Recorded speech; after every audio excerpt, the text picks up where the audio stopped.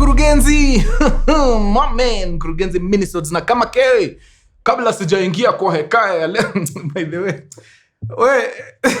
Ni vipi tu ama mnafiligi ikiwa fani mtu akigoogle na Kiswahili? Come on. It's just poleli. Ni kitu tu nimekumbuka hapo nikianza story. Mbona you look unserious ukitype kwa Google na Kiswahili? Ama unaona mtu hapo ameuliza kuna shida nikinyoa paka. So first of all, kwa nini unataka kunyoa paka na ndio hiyo baridi inaingia? Number 2, kwa nini nini na Kiswahili? Si type tu na Kizungu. Ai Kenyans. Mpaka ikafanya nikuwe curious. Ni vitu gani hizi zinawasumbuaga? Nataka tu kujua ni nini si wanyima usingizi, yani mnaamua lazima leo Google waniambie. Silali kabla Google waniambie. I'm curious. Ni nini nakusumbuaga? Like genuinely, hii sasa si ati ni jokes. Ni vitu gani hii mwaka umejipata ukiwa curious sana nazo? Nilikuwa nafikiria mnapelekaga vitu serious huko. Nimepata mnatumia hii Google vibaya guys. Okay, sawa tu but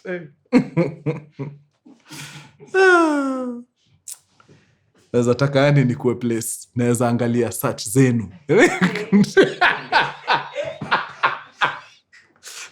I want to be in that room where searches zenyu zinapitianga ndio mimi na direct answers kwenu. Nione tu. Sababu kuna watu hapa utapata kuna suit yake safi lakini ukiangalia hiyo Google search.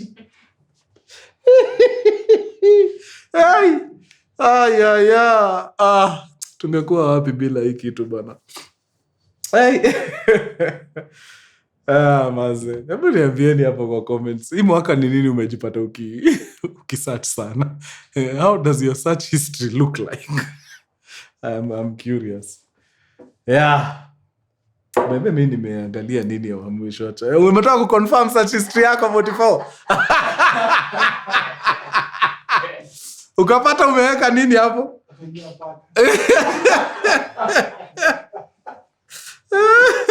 Bebe nimegoogle nini mwisho, acha nione.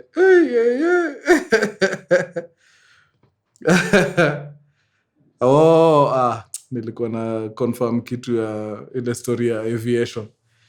Nikiuliza story ya movement ya air from high pressure to low pressure. You see, but anyway. Sawa, acha. Ilikuwa tu ni by the way, ni kitu tu nimekumbuka. Niliona hiyo search history nikashindwa, not only are you googling funny things, una Google na Kiswahili. Okay. Sawa. Mimi kitu nimejipata nikigoogle juzi ni kama unga ya chapo inaweza kupikia sembe. Unaweza make. Hiyo inaweza toka. Unaweza toka kwa unga ya ugali.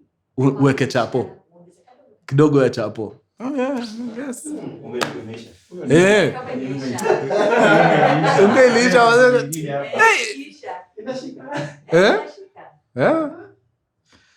Mimi nishajipata hata unga wimbi nimeiangalia. Hii wimbi. Okay. Hizo ni some of the things tuna search hapo kwa. Anyway, wacha ilikuwa tu ni by the way.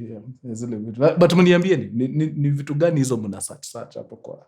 I'm curious. Nataka kucheka kidogo. Juu niko sure search nini zenu zinaonyesha maajabu hapo.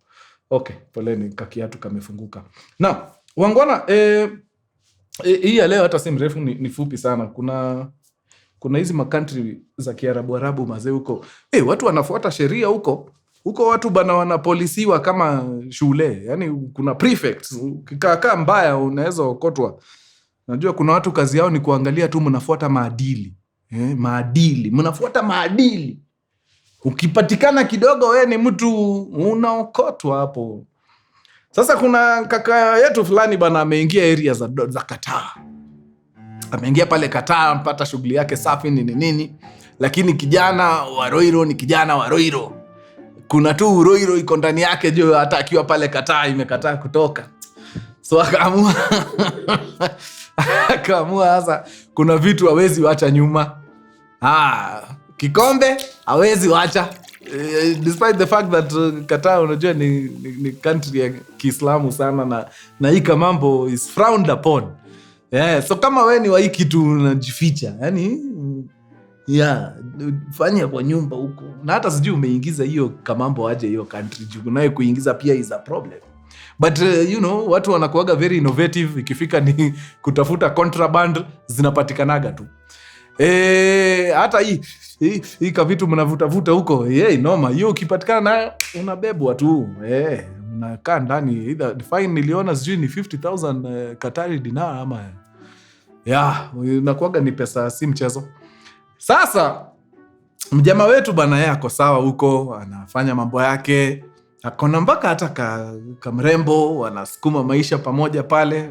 Si ati ni bibi like but ni ile baridi ikizidi sana unaweza sema ndio mama. But sasa kuna mamaska nao watu waga wanatembea. Si unaona kama wewe ni mtu hii mambo yake unapenda sana, utatafuta mpaka uipate. Hata kama ni Saudi Arabia, you will find it. So wamekaa wakadiscover kuna kamadam kako mahali pale downtown Doha. Akona kamaskan kake kaika mambos. Sasa huyu madam akakuja akakuwa rafiki ya huyu ndume sana. Sababu huko mkikutana East Africans, unajua jamani Mkenya, huyu madam anauza hii kitu ni Mganda. Wakakuwa mabeshti. So jamaa akisikia kidogo anadai, anakimbia pale maskan, madam anamtandika kikombe. Jamaa anatoka hapo anasikia sawa sawa. So walikuwa wametengeneza urafiki. Haya. Hii kitu mahali iko sana huwezi kosa pia akina dada. Sababu si pombe inaendaga na nyama.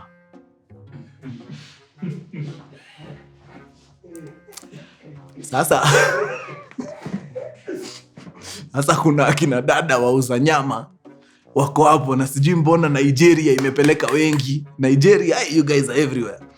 So kuna akina dada wako hapo ni wauza nyama. Kama unatafuta nyama ya butchery utatafuta sana. Wewe jua tu wanauza nyama. Sasa kwa hii kikosi ya wauza nyama hapa kuna Mnigeria amemulikaga huyu boy wetu sana. Like hii sasa hii si biz. Si ile ya biz, si ile ya customer uko na gapi. Si hiyo. Ni ile cha uela, ile cha ukweli. Au boy mi waga nimemind mbaya. Au nikapata siwezi wachilia. Like kabisa yu pendaga huyu jamaa wetu. Na huyu jamaa wetu nikasha gunduaga. Ashajuaga. Demu kuna vile waga ananidai, but sasa unaona niko na mtu yangu huko kwa nyumba, si poa. So hii place huu madamu wa UG anauza kamambo kake juu upstairs kuna marooms. So hapa ukichukua nini wako hapa mnapanda na maeria huko. But unaona uboy wetu maeria hizo si zake. Ako hapa kwa mama Mganda, anagonga mambo yake, anaishia. So time moja amejisikia tu akiwa tu hapa kwa keja, akajiambia hata wacha nitoke niingie ile maskani ile. It's been a minute. Na I think mama wa kwake alikuwa, I think so.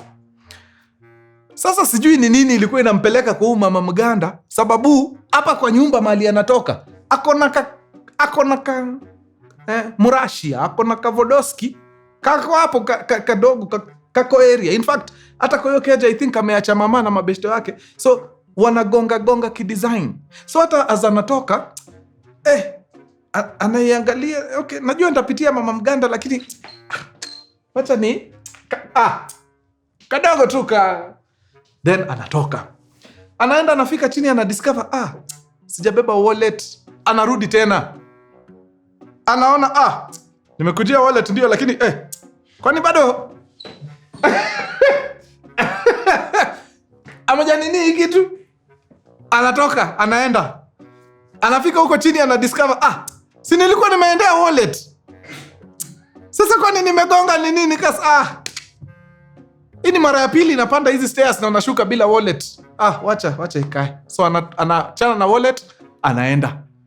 Anaelekea kwa mama Mganga. Sasa amebeba ile bag wanaume tunabebanga, unajua zile sling bag zile. Ndani ya hii sling bag kuna ka perfume kadogo akonako anabebanga. Akona kitu fulani inaitwa chuna. Chuna ni powder fulani ya calcium hydroxide. Hii calcium hydroxide wase huwaga wanaimumunya ama unaiweka kwa kitu. Tuseme hata kama unachana unaweza piga hiyo chuna kiasi. Nasaidia nasikia. Sijui kama watu wanaitumiaga kama supplement ama ni kitu inaongeza utamu. I don't know. But watu huwaga wanaimumunya. Ukiangalia inakaa cocaine. It's very white powder. Iko kwa kanini. So hiyo pia iko ndani yake kabag kake. Na perfume. Takataka to zingine hapo. ID ako nayo. But hii ID ameweka hapa. Simu hapa nyuma. Kuna vile mnawekaga ID kwa hii case. Saidi ya nyuma hapa. So hiyo ID ako nayo hapa kwa nini, ameweka kwa mfuko vipoa na aka kabag kake, ametoka ameingia. Si ameenda kwa ule mama Mgandare. Mama Mgandare ako hapo anampiga vikombe 1 2. Sasa kikombe ya pili ikamuonyesha ule madam Nigeria. Sasa madam Nigeria kwanza amekaa akapata mgaiza kwa hapa ndani ya here. Jamaa kaambia unasemaje?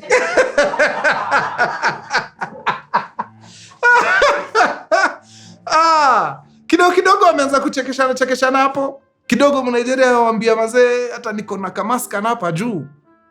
Si hata ukama hata tupige story 2-3. Jamaa kajiuliza lakini yenyewe bana, as Africans we must support each other. Kwa nini bana, na huyu ni Mwafrika madam. Asante. Akamkanja. Kashika Mnigeria mkono, wakapanda mpaka pale juu. Mnigeria anamwambia live bana, mi si ati ni biz. Hii hata si in fact sahi duka fungwa. Hii ni mimi na wewe kukuambia tu manu unakaaga fiti. Na kuna vile vibe zako zoni. Yani wewe nikaamua kukukulia strategy wetu naenda na wewe Lagos. Mi unijui mimi. Jamaa kwa hapo wana blush kama katoi kadogo. Wewe acha, you stop. Ndai wewe. So wamefika pale juu nini. Dema akamwambia sasa hii naye, hii hata sikucharge. Hii sikulipishi. Hii nakupatia kimorio. Sababu wewe ni mtuna. Wewe hii bas. Jamaa kaona okay. Since nimeingia sasa hapa. Sasa kwani si kama ameamua kijana ya Roiro asikie safi, wacha nisikie safi. Wakafungua. Sasa sijui kama hii walikuwa wanasoma ni ya Kenya ama ni ya Nigeria, but jua ni constitution. We jua tu. Manze hata sidhani dakika 10 zilipita kia nani. Walisikia tu mlango next imepigwa teke. Kwanza wakashtuka wakashindwa, ni nini? Kidogo wanasikia Waarabu wanavurugana huko. Nini? Yala. Unashindwa rada form ni gani? In the next couple of seconds jamaa akadondoka teke akatafuta trouser, akapiga trouser hapo, but before atafute shati aipate mlango yao ikapigwa buti. Polisi wameingia.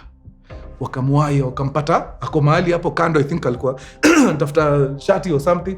Wakamuuliza huyu anakulipisha how much? Kwanza akachanganyikiwa. Juu hakuna kulipishwa, si hapa ilikuwa ni kibeshte hapa. Si nini, but akashindwa sasa nitasema nikisema so akasema tu ni so 2 pesa yao. Okay, sasa we pingu huyo dem kwanza kwa huko anapigwa interrogation hapo nini. Huyu akaangaliwa kwa macho, mmoja akamvuta akamwambia kuja hapa kwanza. Come here. Kona trouser peke yake. Simu aliweza ku-maintain sababu ilikuwa kwa mfuko. So vile alipiga trao, simu iko ndani.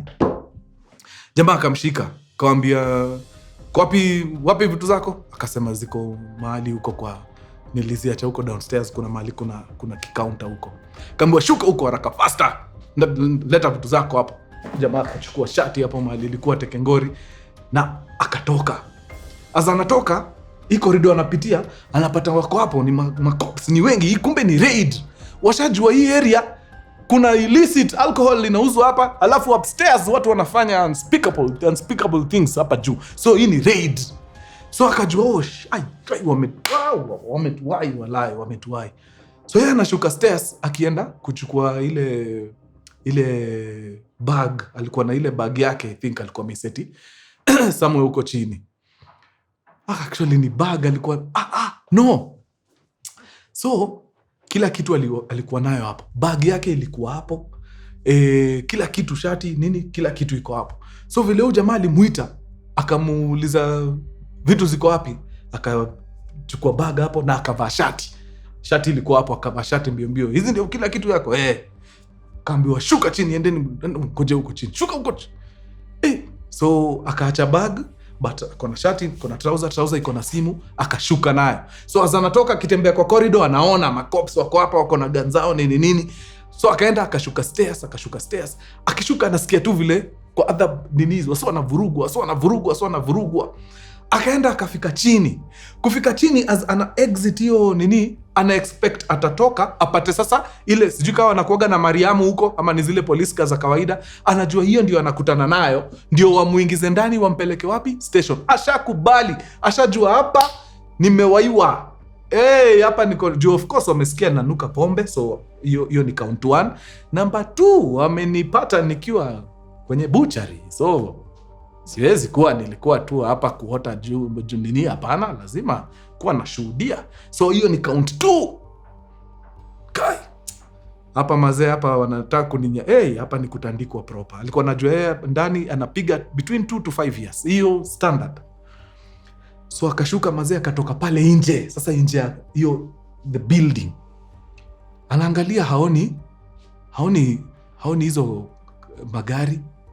Akashindwa rada, but kuna dem alitokea hapo bado. Akamshika, wewe kuja hapa. Unaenda wapi? Akaambia ni aje, mimi nilikuwa tu round huko juu, nikaona tu wale maofisa wametokea. Basi mimi nikaamua nitoke tu niende. Dem akamwangalia, akamwambia enda kabisa, na nikiwahi kuona tena wewe utaona siku mrefu. Dem akamwachilia. Jamaa akaanza kutembea, anatembea, anaangalia nyuma kuona maybe ananiambia nitembee ndio anipige risasi ya mgongo. Unajua mambo ya polisi mimi sielewi. Anaona wanashughulika na watu wengine. Kidogo wale watu wamekuwa wakiokotwa kwa building, wanashukishwa ni mapingu tu. Jamaa akaenda, kulikuwa na shop iko mahali hapo next building, akaenda akanunua fegi, but hii ilikuwa tu ni design ya kuwatch, angalie guy nini ina happen huku. By the way anaona wasao kiokotwa tu, hata hii fegi yavutagi. Yani anataka tu kuona what exactly is happening there. Akapewa fegi yake hapo tekengori, akaangalia wasao kinini, na makarao wakachukua watu wenye wanachukua na wakatoka, wakaishia. Hakuna mtu mwingine alimsimamisha, hakuna mtu mwingine alimuongelesha. Akajiuliza what? Akarudi. Sasa ame cross fingers, anataka kurudi huko juu, aone kama ule mtu wake ako huko, anaweza kwa maybe amebakishwa. Anarudi huko juu, anapata mtu wake kumbe pia aliokotwa, lakini ile keja haijafungwa. So akaingia, akapata ile bagi yake iko hapo. Apparently ni kama waliifungua, but hawakupata zile mapauda zake alikuwa ameseti hapo. Juu hizo ni vitu zingepatikana, lazima angeenda ndio wapige verification akiwa hapo. Wakipata ni cocaine, anyongwe. Akachukua bagi yake, akaiweka kwa mgongo vizuri, na akatembea safi straight, guu mosi guu pili, mpaka kwa demi yake. Hapo ndio unajuanga wakati umetoka kwa mdomo ya mamba. Unaweza rudi kwa mrembo wako na usiwahi toka nje ya ndoa tena kabisa. Ni second chance unakuaga umepewa. Second chance. Hivyo ndio kijana alifunga mambo ya mama Mganda, kawachana na hiyo mambo, akafunga mambo ya Nigeria kabisa. Sasa yeye ni a respectable citizen kwa serikali ya Qatar. Na nyinyi watu mnaendaga hizi makazi za nje mnajioneaga huko. Hizo madeni mnaendaga kukunywa na hizo za warembo. Nimesikia tu stories huko. Hizi stories zenu zikitoka mnapandishwa ndege ya kahawa. Ndege ya majani inawatoa Qatar, inawaleta hapa. Quick. Okay, acha nifungie hapo guys. Imekuwa sawa. all's well that ends well. Jamaa wetu wako sawa, wamelearn lesson yao. Amekuwa tu sana nyinyi watu wa nguvu, tutaonana round 2. Adios muchachos. Hey. Peace.